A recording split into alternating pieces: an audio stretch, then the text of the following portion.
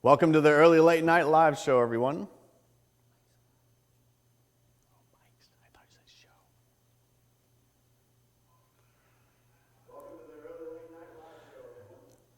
A little bit of a false alarm, live TV. Nonetheless, welcome to the Late Night Live Show, everyone. I'm your co-host, Mitch Fortier, and I'm back. I was out last week at a film festival down in Rhode Island, as I told Terry. So, hopefully that they missed me and they won't mess with my monologue tonight. So I'm going to give it a shot. Ready? All right, here goes. But before I start, I just have to say, I was out last week and a fight started. Terry tried to replace me, and I was told I didn't have anywhere near as much fun as they usually do when I'm here. Okay, so I made those last two things up. But they did totally fight, Terry and KJ, and I think KJ totally won. Totally did. Yeah. Off camera.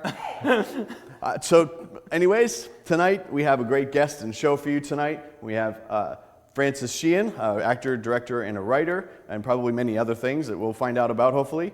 We're going to talk Swamp Things and Batwoman. And why does that seem funny to me? Swamp Things, Batwoman. Those really go together. Is there something that's really weird? Sound funny to you? Okay, fine. Moving on, anything goes with Mitch. We're going to talk about film festivals, Festivals 101, for those of you who are interested in that kind of information. And yeah, so that's pretty much it. Thanks for joining us. Enjoy the show. Hit it, Dan.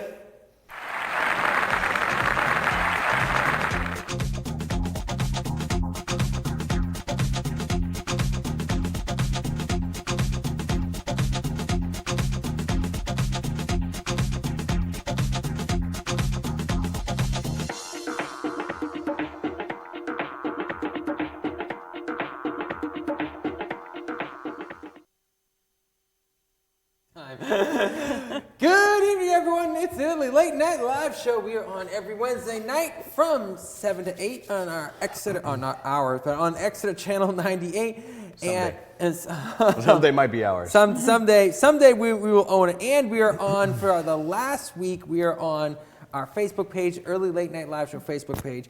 As of next week, we are going exclusively on YouTube.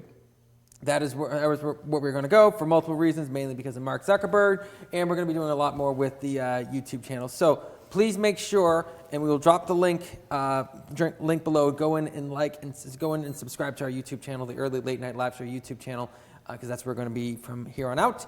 And sitting with me always, unfortunately, is my sister KJ, Who totally won the fight last week, on and off camera. I saw it. It was recorded. Hey, did you see the person who's taking over your job? Maybe I didn't make that last thing up. and he's back in the flesh. Mitch Fortier. Here I am. Yeah. Bright-eyed and bushy-tailed. Bright-eyed and bushy-tailed. Kind of like our Fisher Cat Bear thing. Yeah. We were talking about that last week. I don't even know where it came from, but it's just sort of like followed us. I realize we're surrounded. I just realized this now, but we are surrounded by plush stuffed toys. There's the Wookiee right there. Right. Yes. There's the bird right there. I can totally do it. I was waiting for you to do that. Can you do anything with the Fisher Cat? Does it make a, it's a cat? They kind of like make a whining sound or something. And they do something like that. It's like it's a cat. Hissing kind of a thing. All right. Yeah. And all right. Nobody. You never saw Caddyshack. You don't get it. Yeah, I don't get it yet. Okay. I don't understand these cultural things. Anyways, so Mitch, tell us a little bit about where you were last week, though. I was at the Scene Film Festival promoting Steve Blackwood's film, Meet the Author. Oh, okay. So me and Paul Taft went down and got to stand on stage, talk about the film, meet a bunch of other people, producers, directors, and so forth. It was actually pretty productive in that regards. You know how I said we're on Facebook? I'm pretty sure we're actually not on Facebook right now. I don't know if that's... Hence the reason why Hence we're not. the reason why Hence we're the not reason on why Facebook. Is this... So I apologize if our people are looking... I said last week that this was going to be our last week on Facebook. And you lied. I lied about that. So anyway, but it was a good time? Yeah, it's actually, I found out it's one of the oldest private film festivals in New England, and they were listed in Festival Magazine or Movie Magazine, I think, for one of the top 50 festivals worth the price of admission, if you will, or submission. I'm assuming that's what you're going to talk about, because that's the big thing about festivals. Is like there's a million of them, and not to sound like some of them aren't worth it, but some of them aren't worth it. Depending upon, really, they're not. I mean, depending upon your goal, because they almost all cost money, and money is limited. And so that's again, let's go to Mark Zuckerberg who wants to take us down.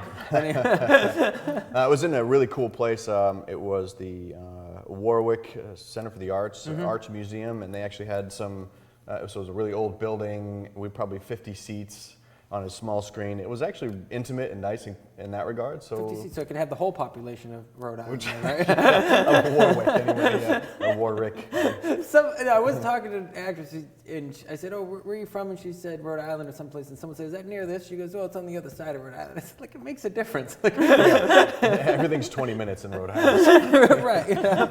All right, Arnie. So what do we got for the news? Okay, well, it turns out that Thanos was actually beaten by a human this week. Yes. John Wick knocked the Avengers out of the top spot the first time. Well, so the funny thing is there's this meme that was going around about, where Iron Man, gave Thanos a dog and Thanos destroys the dog. And then the next shot you see John Wick go, "Where's my dog?" And then Thanos just goes, "Oh crap!" And that's how. So awesome. it's appropriate. It is appropriate. Yeah. So, all right, but 3 weeks into Avengers, right? it's in its fourth week. So it's its fourth week. And so it took a lot to take it out, but John Wick was the man for the job. And they did announce John Wick 4, which will be released May 21st, 2021. That's really soon. I haven't seen any of them yet.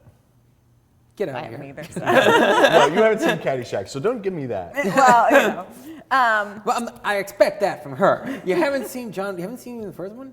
I never saw the second. To be perfectly honest, I never saw the second one all the way through. I just went and watched. I looked for it on Netflix and on Comcast Xfinity for it so I could watch it, but it wasn't there. I haven't checked Amazon yet, so I'll have to do that. Yeah. I did look for it though. Okay. I tried. I really tried. Twice. Twice, and it was one of those It things. didn't work out.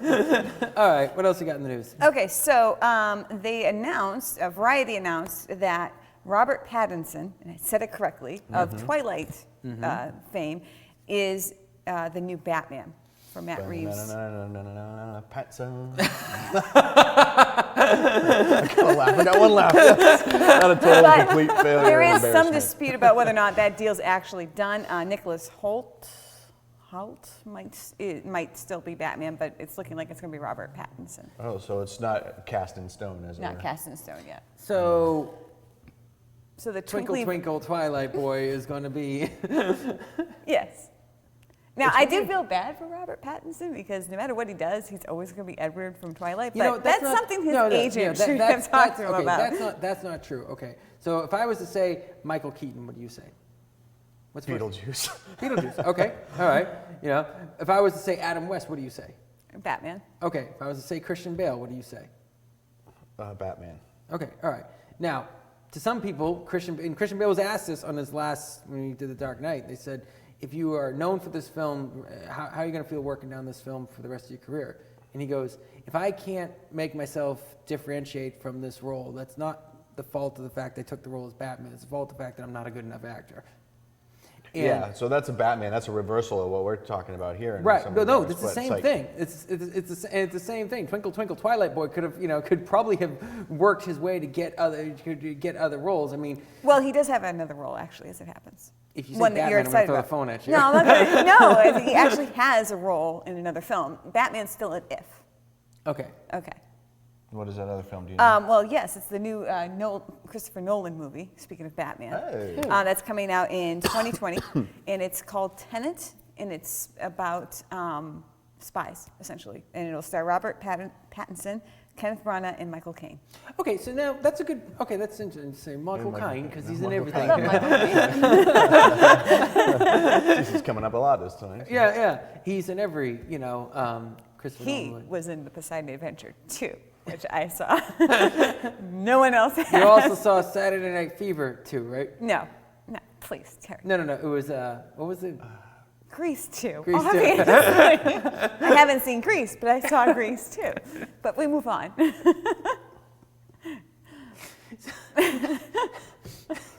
Okay, so like I haven't watched all like the very famous, culturally famous movies. Okay, but I feel like you almost go in the opposite direction of watching the culturally famous movies. You just go and just specifically watch the film that I don't even think the people who made it remember exist. Possibly. Go off the beaten path, so to speak. Possibly. I mean, I've seen pretty much every iteration of Planet of the Apes, including the ones that nobody wants to admit that. I mean, except for the cartoon. I haven't actually watched the cartoon. I have seen the cartoon Star Trek, though. Was that any This good? one does. Yeah, actually, it's really good. All right, so Star Wars could qualify, though, technically, culturally. That's true. That's true. And she has seen all the Cultish. Star Wars movies. so- Yes. except for Solo. I think. Except it's for the only- Solo. Right. The one film we haven't seen is the one film that's called One. Individual Solo. That your joke Oh, was yeah, way better than no, my it's joke. fine. I was gonna be a with good you, night. but I immediately went to this film called Once. It was one of the first musical films that I actually ever watched that I can remember watching, but it was really good, just once. I watched it once too, for what that's worth. I finally saw the never-ending story. It took me forever But it's to really watch good. it. Yeah. It's a great soundtrack, though. I would highly recommend it. Okay. All right. Yeah. Good for Total date night movie. for one-time viewing type of deal, right? Absolutely. Yeah. Watch it once. And it's actually got a play in New York. It's actually in Broadway as well. Oh. So When's it coming out with its sequel? I don't know what it is. Once again. Twice, didn't we? Twice. That's the first thing. That was total softball, and we both missed. Our guest is That's sitting all right. behind the camera We going, could- I drove all the way here for this. Yeah. This is comprehensive news right here, folks. Yeah. Hey, you get what you pay for. Well, okay, but really quick, talking about Christopher we're not even on Facebook, even though we said we were going to be. Way. We work for food. We work for food, yeah. Okay, so but really quick, so Christopher Nolan's coming out with a spy film, which I think I'm curious what the tone is going to be because he really is like a big fan of the original James Bond films, and so when he was making Inception, the whole big ski action chase sequence, and really kind of all of Tom Hardy's character was very James Bond-like, and that's what he said when he did the ski chase sequence. He said he just went to the Bond films and he wanted to make something. But he's that was very like that. twisty, too. Well, yeah. So there was rumor that he was considered to direct the James Bond film, which I think that's just not ever going to be a good idea because he doesn't do linear films. For those of you who don't really quite get what that means, a linear film means it starts at the beginning of the story and ends at the end of the story. Christopher Nolan starts at some point in the story and then will end at another point. That are not the beginning and the end. Right? Yes. Respectively. The Interesting. Prestige begins at the end. and That ends was at the film I was thinking Right. of. Yeah. It begins at the end and ends at the end. And Dunkirk is just all like this. Yeah. Dunkirk is, right. I love Dunkirk. That was Dunkirk such was a very good good. great So, but movie. I'm curious if this is going to be like his sort of James Bond film. And wait a minute, if he's doing a sort of James Bond I was film thinking with like Robert more Le Pattinson- Carre. Oh, but goodness gracious. I was thinking more John Le Carre would be more his speed. Maybe, yeah. With more action, obviously. Yeah, Because a dark spy thriller. Right, but John Le Carre is a famous British spy author. Tinker Tailor Soldier Spy. Tinker Tailor Soldier Spy. This Constant Gardener. Some films you would probably recognize the name too. Spy Who Came In From the Cold. Spy Who Came In From the Cold. Yeah, probably the most famous name. Smart spy. Realistic spy. He was like really in the Secret Service. Yeah. Actually, but so was Ian Fleming too. Believe it or not, the guy who wrote the James Bond films. I think John Le Carre is more disillusioned than Ian Fleming. You don't want to be a spy. No, John Le no. Carre. Anyways, no. actually, we gotta cut. We're going to break, and because this new segment flew by with all the fascinating information. But when we come back, we'll be with our guest Francis Sheehan, early late night live show on every Wednesday night, 7 to 8. From New Hampshire, and he has a car. Well, I don't think he's gonna let me borrow it for 4.5, 5-hour trips. Oh, come on, Nate. Really? I think you can figure something out. Touche. Me. Hey, Jackie! Hey, whoa! Oh my, look, did you see that down there? Oh my gosh, that's crazy. That's your respirator right there. You can see it right there. The parts are hanging off. Okay, here's the thing. The net on it, it's broken. Okay, so that's really gonna letting stuff get up into your garbulator. And your garbulator's gonna just stop everything dead in your motor. Right in the middle of the highway, it'll happen. Best thing to do, take it to a mechanic. You know what? Forget it. give me the keys, and then I'll take it to my mechanic. That's the best way to do this, because he'll do a real nice job, and he'll do it for free, because he does the same thing for my bike, you know, because you have to really change them all every so often here. So you know what? No, don't worry about it. It'll be fine. It'll be fine, okay? Why don't you go inside, have a donut, you know? I know you have to be at work about 9 on Monday. I'll be back by 8. This is a 3-hour trip. You'll be fine. Don't worry about it, okay? Welcome back to the Early Late Night Live Show. My name is KJ Traynor. I'm the host, but the man sitting beside me, he's an actor, he's a writer, he's a director, he's a producer, and when asked earlier about why he keeps himself so busy, he said because it would be boring if I didn't. He is Francis Sheehan. He's a good friend of mine. Good to see you, Terry. Great to see you again. And, you know, usually me and Mitch talked about we try to dress up for the show. This is the equivalent of dressing up. I got a hole in my knee, you know, and I put a jacket on that doesn't really fit. And I think, oh, okay, cool. But you step in here and like, man, you're just like really dressed up for the show. You never watched the show before, apparently, then, right? I know. No, I've tried a couple of times, but then again, Facebook was also up at those times too. So that's, you know. Facebook is our fickle friend. I know, right? Right. It's just so awful. And we say, and I said last week, this is going to be our last week doing Facebook. Well, it didn't work. And you know, the guy who runs the television station came in and said, oh, we fixed the Facebook thing. I'm like, yeah, we're still not doing it. We'll still make this week our last week. Sure enough, it didn't work this week. Last week was your first week, so you've got that at least. So introduce yourself to the audience. Well, hello, everyone. My name is Francis Sheehan. I am an actor out of Boston. I am a producer for Abby Normal Productions. I am a writer who's working on a play right now, which we are going to have a read-through in July at the Orpheum Theatre in Foxborough called Night at the Synagogue. It is our loving tribute to the great comedians of the 1930s. And I will be directing my first play this year in October for the Psych Drama Company of Boston, God of Carnage by Yasmin Rene. Wow. Great play. Oh, you've read it before? I've done our scenes from it. For scene work. It's a great play. It's such a great play, particularly when you're trying to analyze human reactions to each other and what we're really trying to deep down get at and who we really are. Because let's face it, we're all faking this. Yeah. Life is acting. Life is acting. Yeah, it's actor gold for sure. Yeah. You know, I was speaking of that. I was hearing some people do some monologues, and everyone did a really good job with their monologue. But a couple people brought in like real stories, which was very impressive, very heart-wrenching. And Steve Black was the guy who was teaching the class. Said, "I can't really critique this because this is a real story," which made me kind of think that about what you just said, because. As much as it's good to draw from real plays, but if you really want to be an actor, you have to find a way to truthfully be something you're not. That to me is like, you know, that's real acting, and you know, in my opinion. What do you think about? Because that's kind of what you guys were saying. You know, your thoughts on? Well, really, when it comes down to this, half the time when you're an actor, you're never going to be a prince. You're never going to be a soldier or a firefighter or someone in prison. Chimpanzee. Exactly. All of these ridiculous things. I mean, we have these concepts of these singular lives that just exist. And yeah, that's true, but it's an actor's job to make sure that their life and their interpretation of this comes through in an honest way. Right. Now, you can take from real life, and people do that all the time. You see writers like Eugene O'Neill do that all the time. Long Day's Journey into Night was pretty much his grand magnum opus about his life and his dysfunctional family.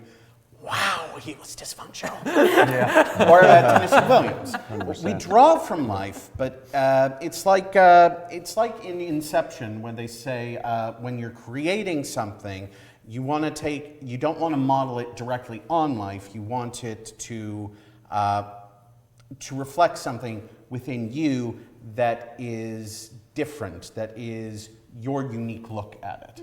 And that's what the whole acting experience, at least in my opinion, is.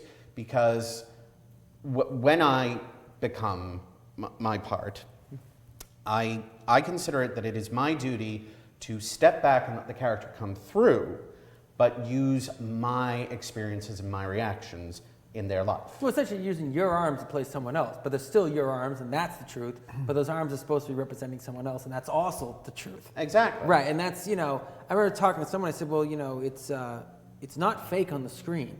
No, I said, well, it never. is fake. I'm like, no, it is, on the film side, it is absolutely real on the screen. It's real to the audience, and it is 100% real on the screen. What was behind the screen when it was made was fake. Exactly. What comes on the screen is real. Right, and that's, you know, some people don't always get that concept. That's where we come up with responsibility for roles and stuff like that. So, Well, it's very interesting that you say that, because people can tell the truth and be lying to you. Whereas as an artist, we use a story to convey the truth. Right. Even if it's essential, if it's something that is like, oh, hey, yeah, that makes sense. But it is a truth that is conveyed through a lie. yeah, it's a lie telling the truth. representative, Right. yeah. Huh? It's representative. It's a perspective and an interpretation, and it actually kind of going back to what you were talking about with those monologues that were real stories.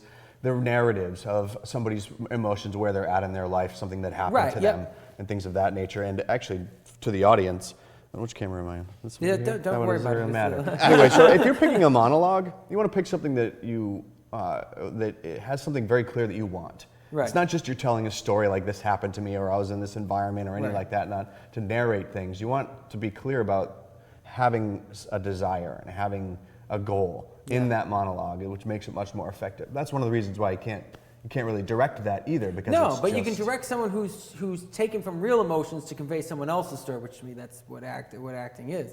This is really interesting information we're having. Is this the same Bright show? Well, you take what you get, and I mean, quality also helps too. But what you're saying is exactly true. It is the lens through which we see something. It's how we all create something. I mean, from a director's perspective, they have to see the entire picture. But as an actor, it's much smaller, it's much more intimate. And that's where you can get those raw emotions, and that's where the emotional connections come in. Is it the same thing with theater people? I got to ask this now. You've only done one film because you produced a film. That's how we met. Yes, that's how we met. Yeah, you did. I did stunt work for a film for Mrs. Hawkins. Mrs. Hawkins, right? Yeah. Phoebe Roberts was the director. We've had her on the show, the iPhone show that we did. We probably should have her come back and do a proper show. But Yes, we should have them both come back and do a proper show. And so it was a kind of an interesting learning curve. I've never worked on plays before. In film, when you send a script to an actor, they only read their lines. They flip, and they only read their lines. And you can always tell when it's a new actor because they actually read the script. That's, in theater, is it the same thing? I'm I curious. take offense to that. Right, yeah. I read it, the entire thing first, and Well, then I'll you're must be virtually a out theater loud. guy. That's probably the theater element. I'm saying, do theater people read the whole script? Well, typically when we get together first, it's about reading the script all together. So no matter what, you're getting the information as everyone else is. Right, because film, that's not the case. You show up and you're in one tiny bit. You don't always do a table read. Exactly, If you're yeah. a side, so Right. It's not a forced situation like plays. Right, If you yeah. said. Well, really how I consider it is that film and stage are twins, but they're fraternal twins in many ways, because what you get with acting is you have all of the people surrounded at the same place at the same time. Everyone has to know each other. Everyone has to at least try to get along. Right. You can have your good groups, you can have your bad groups, but everyone is in it together at the same time. Right. There's no cuts, there's no this, that, or the other thing. It is one unit. Right. Whereas with filmmaking, it's a little different. You can call people in at different days. Obviously, you've all been on that side We've of it done before. scenes where actors have, and this is very common in major films, acted out entire scenes with an actor that was never even there. Yeah, and right. that's something that cannot exist in stage. You have to have that intimacy, that connection with people, Right. physically being there, because it just it doesn't work the same. You can't cut. You can't go to a different scene. You need to be physically there and invested in each other. Right. So from the get-go, you might not know everyone else's lines down flat, but you need to know the story A to Z. We've had lead actors come up to us, and Arnie can attest to this, and really did not know the outcome of the story. I had one at the premiere come up to me and say, "That's why I said that line." And it was like, it was kind of. It's unforgivable. I was like, next time you don't know why you're saying something, let me know. Because, like, you probably should know why you're It saying would help a something. little bit with the storytelling. All right. I mean, to be fair, it's still, that scene still worked. Right. But I would have felt better knowing she knew what she was talking about. It's not really unforgivable because of this. Because an actor comes in and their job is to do as they're told. You know, and as a director, our job, and this is how I look at it, is to take care of the actors, take care of the crew. And you can very easily, and it's happened, you know, can abuse the crew. But I look at it as, you know, some of my actors may think otherwise. You know, I look at it as our job is to take care of the actors, to encourage them. Now, and if the actor is delivering a line wrong because they didn't understand it, that's not the fault of the actor. It's the fault of the director who did not communicate that to us. When we did the dinner party, we were very clear and said, you have to know your lines coming in because we got a 4-day shoot to shoot 120 pages or whatever the hell it was. Oh, good heavens. Right, yeah. And I said, so we are not really, it's not that we won't tolerate it. We really don't have room to tolerate you forgetting. And luckily, most of the people were theater people, so they read the line. There's typically a good feel in at least the theater world where when they give you the information, when you've got the book, learn your lines as soon as possible. Get it into your body. Do whatever you need to do, but learn it. And that's an advantage typically that I feel like stage actors have over film actors. Well, the film actors, the script changes. Even in professional sets, scripts change they call them sides. And Yes. Right. And I mean, the lines change, the lines, because it's a very organic happening in the moment type of thing. Whereas this theater, you gotta kind of know what you're doing going into it. You have to have a really solid, you have to have the structure from beginning to end with the stage stuff, because it's just like you can't make those kind of changes unless you're a director and it's changing a scene. Obviously, you can do that to your heart's content. Right. But when it comes to the script is sacrosanct. Right. Nothing changes. It's like the old adage with Shakespeare: you cannot change one word, or it's not Shakespeare. Yeah. And that's just the reality of it. It's not that we're trying to bludgeon you. Everything needs to be perfect. No, people are going to miss lines. No one is ever going to say everything 100% right. That's just human nature. But the reality is you go to the source material that's written. So The Lion King is not Hamlet. It's a boring film about lions. It is inspired by him. I'm pretty sure William Inspired. Shaker wasn't running around saying, I just can't wait to be king. Oh, no. And but a couple of his characters definitely Yeah, did. sure. Richard III definitely. I actually embodies. never knew that. I'm doing Hamlet this fall. I've never heard that before. Yeah, ever. I mean, like, we got to go in a minute, but you're sticking around for Trailer Trash. Yes, I am. Right, yeah. Where can people find out information about your Information for me, I'm on Facebook at Francis Charles Sheehan at Facebook. I'm also on Instagram, also Francis Charles Sheehan. It's very easy to find me. I just use my name. Yeah. We will soon be launching the Abby Normal website, so people will be able to find us there. And where else? If you just holler out my name 3 times, I'm sure I'll pop up somewhere. I will say this, we're going to do this, we're going to go in like a minute, but this type of stuff I love, and I could eat this up, but this is really not always the content of the show, but we should definitely have like a long form episode just actually having a group of actors, because to me, the difference between stage and film is fascinating, because you're right, it is related, but it's not the same. Exactly. Yeah. Let me know when you're doing that. I'd love to come back in. Yeah. Yeah. That would be such a fun. That'd be such a fun, fun show. Let's see, get stage, film. Yeah. Yes, we can talk about it forever. Yeah. All right, folks. When we come back, it's going to be our favorite segment of the show, Trailer Trash, where we're going to be reviewing the film Swamp Thing and Batwoman. I almost said Batgirl. Giggle. Right. Yeah. And we're not on Facebook. We are on our YouTube channel, and so that's where we're going to be from here on out. And we will be right back. Oh, shut up. All right, let's just stay right there. I wouldn't want to have to go shooting you. Freeze! Front! Freeze! Okay, well, this couldn't get any worse. Then again. Well, isn't this a predicament? You know, those other cops are gonna be here soon. Yeah. So we better get out of here before Barney Fife gets us. I know you're not gonna shoot the kid. Thank God for that. Shut up, kid. And drop your pistol. What, so you can kill us like those 2 detectives? I didn't kill anyone. I was framed. Oh, yeah? With the history of your old man, why would I even... It's the first time for everything, Jason. You want to make my new tally?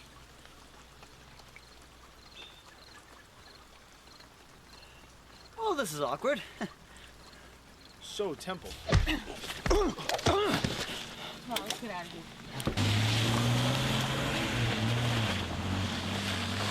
Great. Now we got 3 accounts of assaulting a police officer.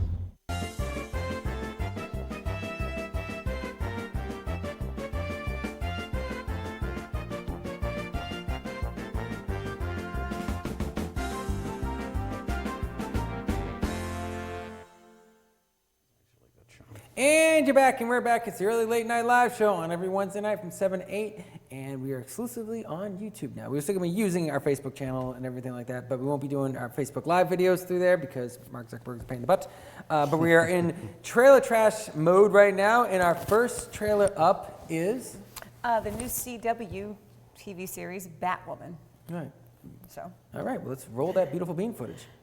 All right, Arnie, tell us a little bit about this. Okay, so Batwoman is on the CW. It's directed by Marco Siega. I think that's how you pronounce his name. Mm-hmm. It stars, who is it star?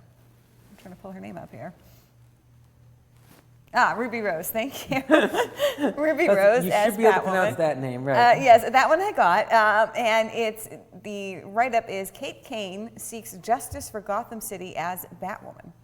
Okay. And it's coming out later this year, and it's going to take place in the same world as Arrow and the other. Which is cool that they're expanding that universe. Mm-hmm. I saw a clip of her because her character was in an episode, I think. Yes, it was the crossover of the Elseworlds. Right. It's their where Flash and Supergirl and Arrow all team up, and they ended up in Gotham, and they met up with her. That was the first time she appeared. And she was pretty cool. Yeah. Yeah, she was pretty cool. But was it you that who was it? Someone just said before the show, which someone exactly what I was thinking. Why don't they just make a Batman teaser? Yes. Well, I mean, it's very interesting that they're going in this direction because I think people would kill to see a Justice League on television because it would make life, a little bit easier because you can do that longer series format, which is so much more interesting, especially as comic book people, because... Especially as Batman. I mean, Batman's not really... I mean, he was a much more smaller, and his stories are a bit more intimate in the sense his villains are a bit more, they're not cosmic, they're criminals. Right, they're crazy criminals. Right. All right, but we'll go around. Mitch, your thoughts on this trailer? It looks really cool. I actually didn't even know there was a Batwoman, honestly, and that tells you a little bit about me and my comic book experiences, but it looks amazing, pretty. I did find it kind of interesting that same-sex relationship was highlighted in the film, and then the fact that she had a relationship to Batman and as well. So just overall, I think it's going to be pretty fun to watch. Yeah, okay. That's because I'm curious about it. I said I've seen it. She looks cool. So, but anyways, Arnie, your thoughts on this? Okay, so I like the concept. Yeah. I watched this and I thought, oh my God, can they hammer home any harder that this is a woman Doing a woman thing, and she's a woman. That's part of the interesting piece. Yeah, well, it's interesting that she's a woman doing this, but they didn't need to hammer it home so hard. And I just found, like I said, the show looks cool. This trailer is awkward and very clumsy. I was not impressed by it at all. Except I will say that the star of this show looks like she can actually handle herself in a fight. Like she's got that kind of look. She fought John Wick. Did she? Okay, well that explains it. So that part looks good, but I mean, God, they just beat the woman thing to death, and I'm like, ugh, all right, we get it. No, they You're won't a because chick. she's tough. So Yeah. Well, there's that too. Francis, your thoughts? I think that it's going to fit well into what CW and DC are trying to do right now. I think that it's trying to drive home the SJW sort of thing, minorities, this and that. I don't have an issue with that at all, but I would say this, if that's going to be the only thing that you're trying to highlight with it, why are we watching it? What's the point of it? Because she looks cool enough to carry the screen without any of that. I mean, Totally. She doesn't need it. No, Yeah. she doesn't. But I'm afraid that they're going to do to her what they did to Supergirl, which is just like, I'm just going to beat it all down, and if you don't agree with me, you're a bad guy thing. Yeah. Which is so unfortunate because how that show started was so good. I never really watched that, but I know people. Arrow is hugely popular. What is it? CW is its own channel, right? Yeah, it used to be the WB TV. Oh, okay. Now it's just what Warner Brothers uses to shove teen shows into people's faces. All right, so my thoughts on this is exactly what was said earlier. Where's Batman? Like, I mean, because no, because I mean, there was Batgirl was in the original TV series, Which I did like the nod to her with the wig. yes, And I was like, I appreciate that. and she was Jim Gordon's daughter, I think. Yeah. In the series, and she was cool in the Yeah, original. she had a purple motorcycle. She had a purple Hashtag motorcycle. goals. Yeah. Batman and Robin, Batgirl, we don't talk about because we don't talk about that film. And that, Yes. yeah. There was a Batgirl film? Oh, no, but there was the She was in- horrible Schumacher one. Right. I remember yeah. that. Oh, yeah. And then the other Schumacher one. So no, but it looks like it could be good. And I will say this in defense of it, because I didn't even watch the full trailer, but every TV show trailer is awkward. True. TV show trailers are always crappy. I will argue with the next trailer. Because all right, well then let's roll the beam footage of let's do the rating really quick. Rating. She's like the trailer itself just seems kind of Yeah. like it needs a little Yeah. something. Okay, Arnie. I'm going to give it one down because it aggravated me. Okay. Oh, I didn't know that there was a rating system. Yeah. I'll give it a thumbs up because I'm hopeful. All right, and the other thumb. And the other thumb, I'll put it sideways to not stab it, but you'll get there. I'm gonna mirror that. And maybe if I watched the full trailer all the way through, I would have been annoyed too. But I don't. Cause some of the things you talk about, I'm just like, yeah, I kind of expected it at this point. But she looks cool. She does look cool. She actually looks cool. It looks like she actually could be that character, which I'm surprised by. I'm gonna give one thumb in the middle because I'm probably not going to watch it, to be perfectly honest, unless they say Batman's going to be in it. One thumb up because it doesn't look bad. It doesn't look horrible. Anyway, so, but let's move on to the next trailer. Okay, this is for Swamp Thing. This is the new DC series starring Henderson Wade and Jennifer Beals. And it's directed by Toe Frazier and Michael Gough and others. And it's based on, the write-up is it's based on the popular DC Comics character.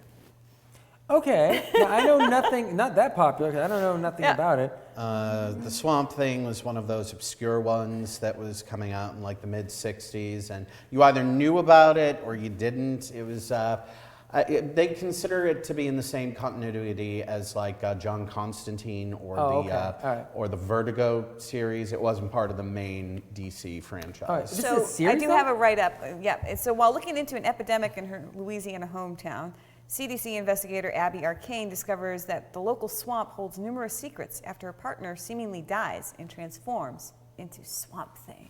Is Swamp Thing a villain? No, he's No. That's what I he's thought, like too. the spirit of the green for the entire world. At least that's how they how he's been detailed. Essentially, he's connected to every plant and tree on the planet.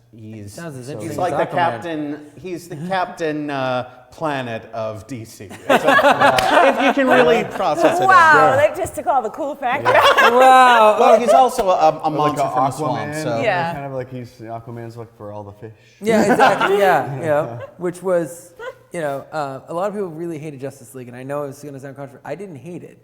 All right. And in that line where he says, Arthur Curry, I hear you can talk to fish. I was very glad that they put that line. All right, but Mitch, your thoughts on this trailer? I mean, I've heard of Swamp Thing before, and I think they did a movie back in the late '60s or on this. I'm not sure. Something like that, So I didn't really understand it, but it just looked like a horror film to me, like the That's what I typical thought, kind too, of yeah. a horror film, and but it still had some content, and I'm like, I want to see this. It looks kind of cool, but. Other than not knowing a lot about it, and now I feel like I might be a lot disappointed. I'm not sure. Yeah, because is he going to be? I'm like, he's not a villain anymore. Is he going to It's be not a fighting horror loggers film. and stuff like that? Like, is that where he's I'm like, going? yeah. Okay, so see what they're I- polluting the environment, so he's gonna just go kill all the. See, I saw it and I was like, oh, this actually kind of reminds me of like a horror version of the Incredible Hulk series, because it's a person that's transformed into this other being and now has to kind of deal with it in his new environment. I'm like, I actually want to see this because it's got Bill Bixby vibe to it. Francis, your thoughts on this trailer? Well, it's funny that everyone has mentioned horror with this because James Wan is producing it. Wait, he did the... he was behind the original Saw movies and Insidious and the Conjuring movies and things like that. So I think that they are going to take it in a darker, more horrific way, which is typical of Swamp Thing, because that's why it was in Vertigo Comics. There was a lot of horror elements to it. So I'm going to give it a thumbs up, because I think that they're going to take it in the direction that Swamp Thing was always meant to be in. Okay, all right. Well, he's jumping ahead in the rating, but he has some good information. No, it's okay. Hanging out with Bobby. It's okay, yeah. It's okay. So my thoughts on this when I first saw it was, gross. I am like a total wimp when it comes to, like, what's that famous The Thing or something like that movie? Oh, that's the movie that was made. The Thing that I was talking about is the movie that was made. I can't watch the trailer for that film. Like, I'm like, oh God, no. One of my favorite reasons why I liked the show Stargate was Richard Dean Anderson's character. When he saw something gross, his response was, ew. And I thought, thank you. That's how it is. So I saw this is a horror film. It's gross. Like, I don't want, like, I'm just not getting it. But you're right about the trailer thing. I didn't realize this was a TV show. And so they did do a very good trailer for something that I thought was a movie, to be perfectly honest. Oh, so it is you just mentioned series, and I'm like, yeah, it's going to be on the DC website, like DC Doom Universe. Patrol, which now I have to subscribe to because I really want to see Doom Patrol, and now I want to see this. Right, and so but you like horror films. I do, yeah. I mean, I really love The Conjuring, because Conjuring was just a I don't really like great slasher movie. films. I like this won't be that at all. Yeah. This is going to be very supernatural kind of stuff. Right, So. which is good. My favorite type of like horror film is Scooby-Doo? Sorry. No, that's my second favorite type of horror film. No, my favorite type of horror film is when the really cool evil villain gets shot with a shotgun at the end. That's like, like I said, every great horror film should never have a sequel, because the guy should have died in the first one. So that's my point of view on this, but I really didn't know anything about it. I didn't realize how much I didn't know about it. You hear stuff like the Swamp Thing, and you're like, oh yeah. Then you realize, oh, I've heard this my whole life, but I don't actually know what the heck it is. Let's run around with the rating. Mitch Fortier, your rating. So I'm less confused now about what this whole thing is about. So that helps a lot. As originally I was going like this, but now that I kind of know what's going on, I'm going to go like this. Wow. If I go see it with you, I might actually go like this, because I feel like you've got some things going on, around this. I might learn something. Oh, I would don't get your hopes up. I'm going to give it 2 thumbs up. But like I said, the Bill Bixby factor really grabbed me. Okay, all right.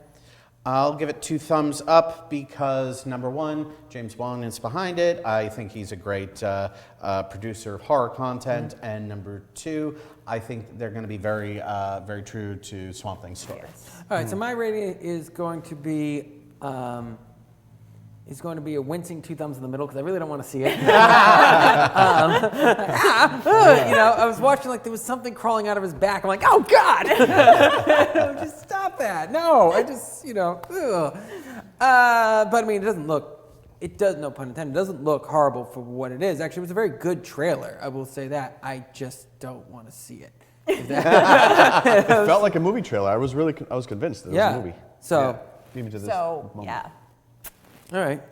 So that's pretty cool. Pretty positive. Pretty positive. So, all right. Well, folks, so we're going to be dropping those trailers. And again, we are going to be sending a whole bunch of information through our Facebook page. We're going exclusively to YouTube now with our video content. Everything else is still going to be on Facebook. But with our video content, we're going exclusively through YouTube. So when we come back, we will be doing everything goes. It's not anything goes. Is it anything? Yep. Is it did he switch it? Yeah. Okay. Yeah, it is actually. Anything goes with Mitch except for that one thing. And so, right, or Late Night Live Show on every Wednesday night, 7 to 8, and we will be right back.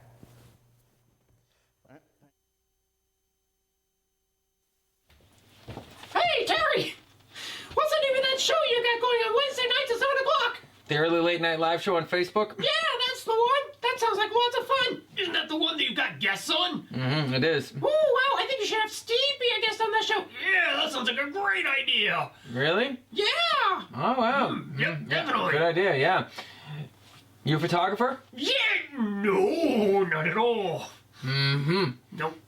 You sure? Nope, not even a little bit. Not me neither. Nope.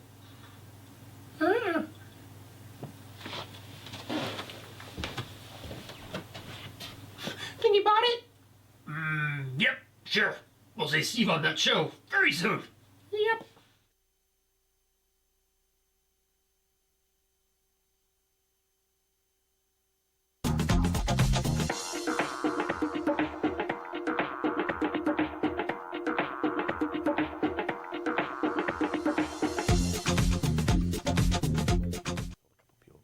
And I'm sitting back kind of casually like this.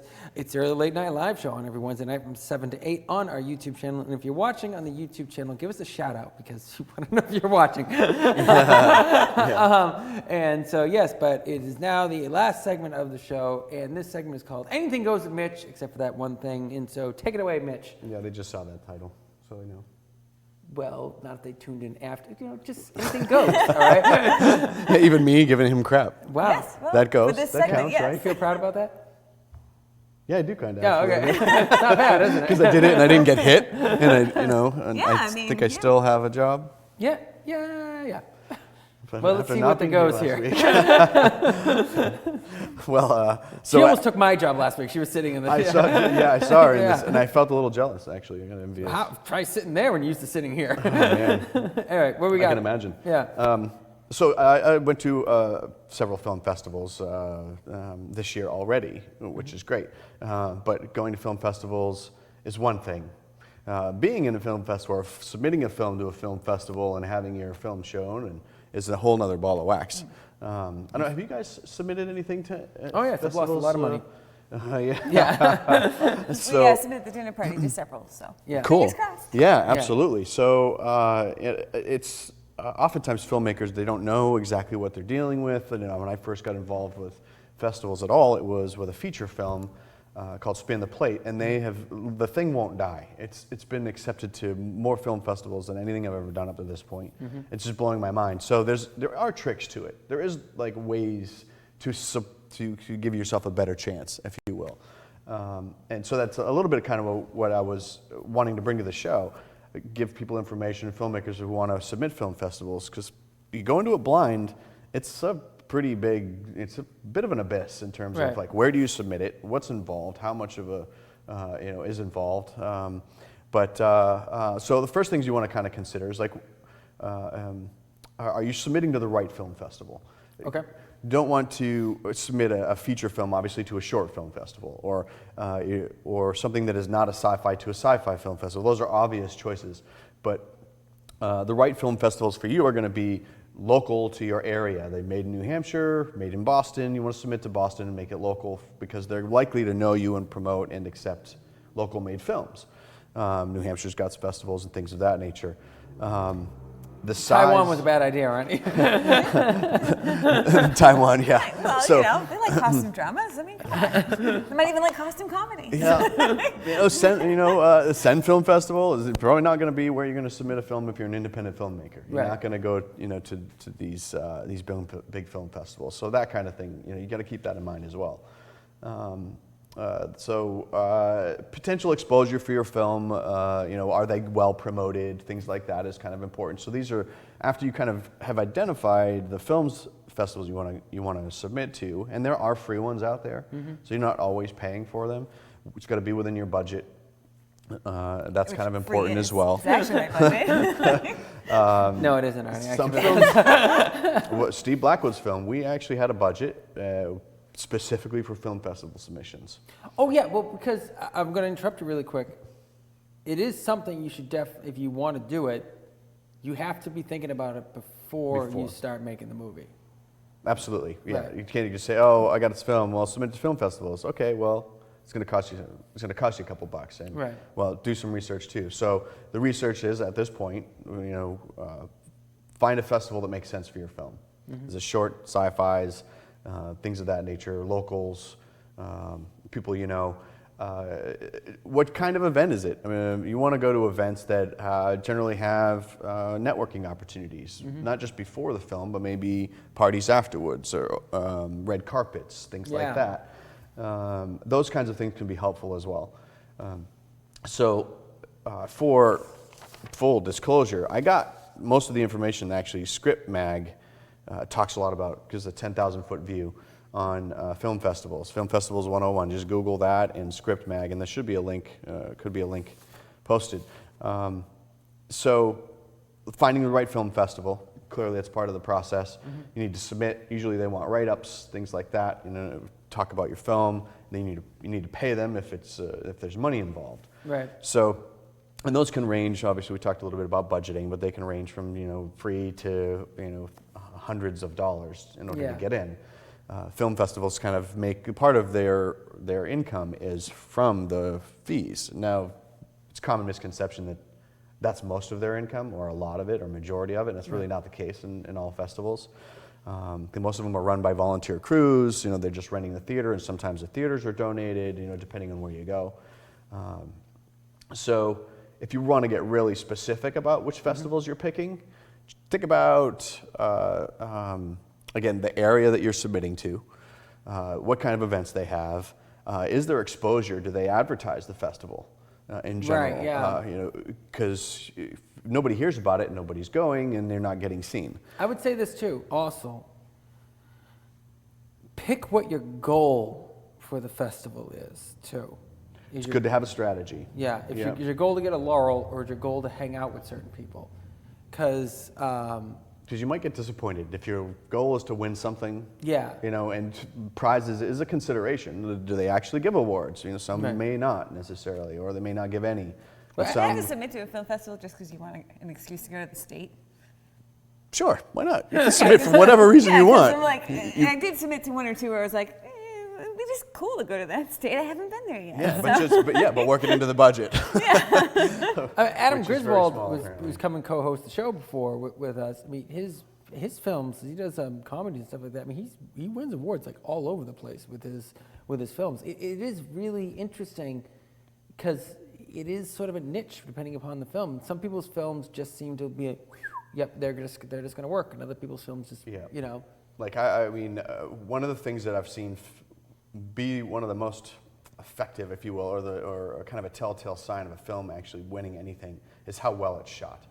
If it's visually pleasing and interesting and really well done, and that comes down to editing and color correction and all that other stuff that I'm not as familiar with, but I know a good looking film when I see one. That seems to really help as far as the awards are concerned. And like the Boston International Film Festival, they'll do notables, if you will. They'll like special awards or special mentions and things like that. Right. So those kinds of awards, when you're looking at film festivals, if they have a long list of potential awards of that type, then you're likely to get a little bit more, more likely to get some recognition at some level. Whether for the director or just special mention and things like that. That happens more in locals. Right. But it's good, it's good to have those laurels. Kate Eppers is in our YouTube channel. Yay, Kate! And she says, hi.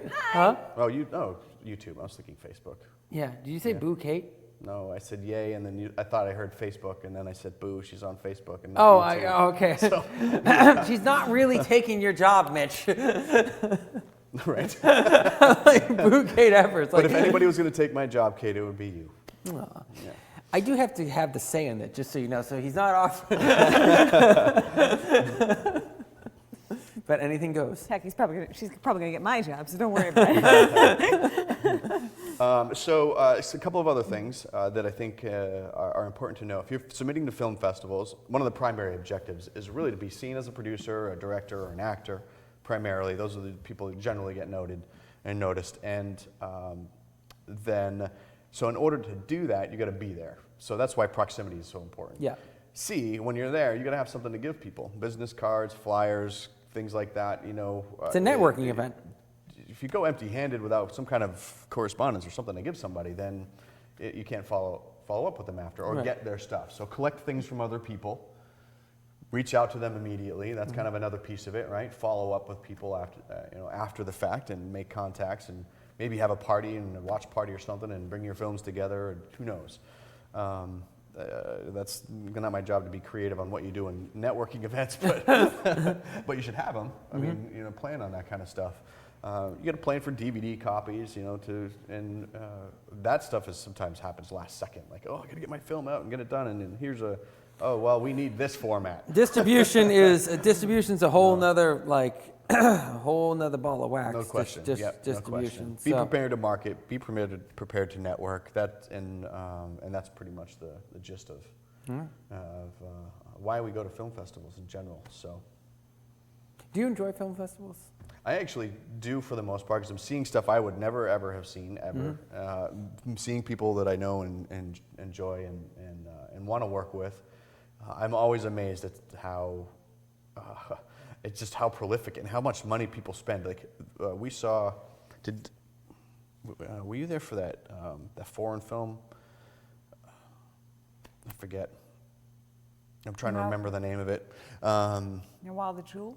Yes. I did not see that. I saw the poster. So I love the poster. she didn't see it. She remembers the name. So welcome to my world, everybody. That's why I keep these people like these around.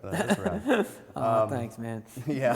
Help me remember what I did last week. These are my personal Googles. Kate Epper says, "Muhaha! I will conquer Mitch and all of you and take over the show, and you won't even know what happened." Yeah, I can see that happening, actually.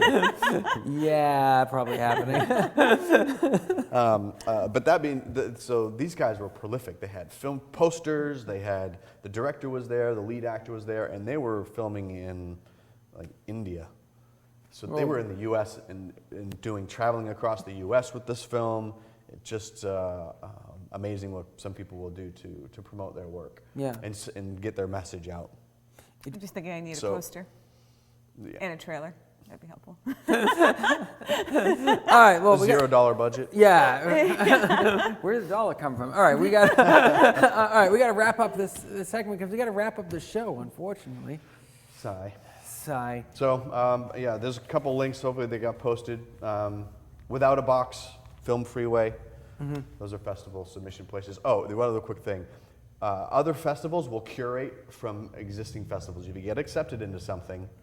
They will oftentimes, you can get asked to other festivals just from getting into those. So be careful and specific about who you submit to. And if you're going to do a film festival, I got 4 letters for you. IMDb. Have your film on IMDb. If you're not on IMDb, you do not exist. Good point. Yeah. And submit early. That's another piece. Submit early. All right. Anyways, we got to start wrapping up the show. So we are updating this studio bit by bit. We should have a curtain soon. We are, getting new lights. We have a new monitor. We're, and we're on YouTube, and things are hopping with the show. It's feeling pretty good. Yeah, it's feeling really awesome. So I want to thank everyone for understanding, even though some of you probably aren't even listening because we're not on Facebook. For understanding that we're going to YouTube. We'll keep announcing it as we go on. I want to thank our guest, Francis Sheehan, for coming on the show today. It was great having him on the show. Really talented guy, very information. If you guys are interested in us doing a long-form episode with a round table of actors and directors and just discussing it, what we would do is we would set up an event and we would set up questions that you guys can submit and ask, and for what we got going on. But Arnie, one word of advice for people before you go. If you're not having fun, reconsider why you're doing it. All right, Mitch, one word of advice for people. One word of advice. Come back to me. Yeah. All right. My word of advice is tune in next week. It's the Early Late Night Live show on everyone. I'll have something by next week. You'll have something by next week, yes. It's the Early Late Night Live show, everyone. We are on every Wednesday night from 7 to 8. And who's our guest for next week, Arnie? Tajura Davis. I think I'm saying that right. TJ, or a.k.a. Tajura. Tajura. Yeah. Right. She's a singer, songwriter, and actress. Good friend of mine. All right, awesome. We'll have her on the show. Looking forward to having her on the show, and looking forward to seeing you guys next week. Have yourselves a great week, and we'll be back. Early Late Night Live show, Wednesday night, 7 8.